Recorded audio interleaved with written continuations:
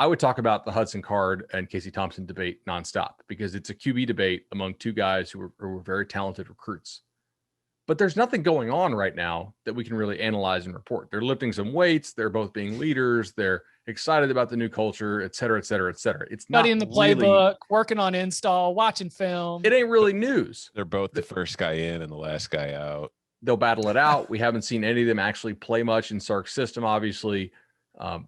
Both are really talented guys. I don't know who's going to be the starter. I mean, I could guess. I'll guess Casey Thompson, but that's just a guess. I have no way of knowing yet. Casey Thompson was awesome in the bowl game, so in my mind, he's the starter. That's really how it works right now. But it also, I think it does favor him in a competition where if it's really tight, which I'm assuming it is because they haven't gone one way or another, and the returns from the spring game where everybody looks solid, we're happy, everybody's doing great.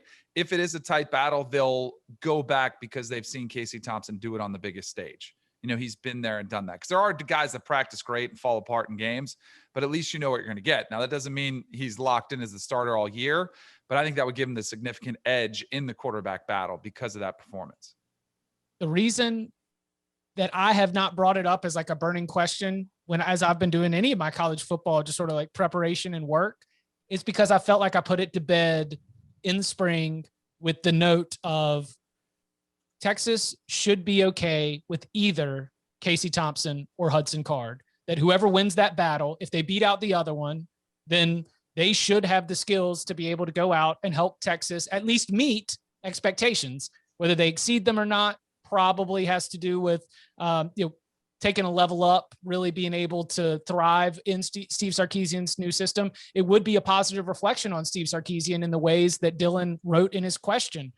I don't know about saying that Sark is a QB whisperer. I don't know if I'm jumping all the way. I do not agree with that part or that premise of the question, but I do agree that he, especially recently, has shown a great job of game planning and play calling.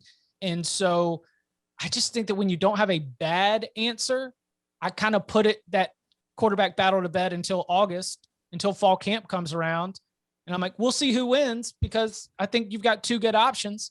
And you know what, Texas? You know what, Dylan? Tons of programs wish they had two good options at quarterback right now.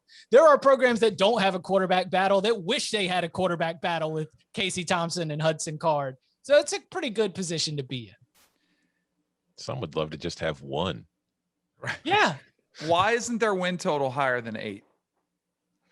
If we're high on these quarterbacks, because that to me seems like we saw the blue chip ratio. They've got a lot of talent on the roster.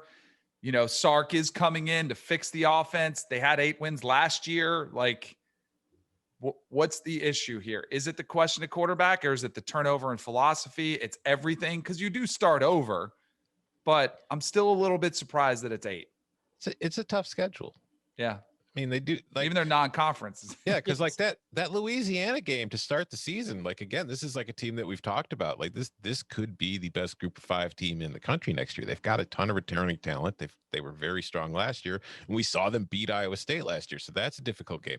At Arkansas is not going to be an easy game, especially the week after playing Louisiana. So yeah, no, I think 8's probably right. I wouldn't be shocked at all if Texas is the second best team in the Big 12 this year.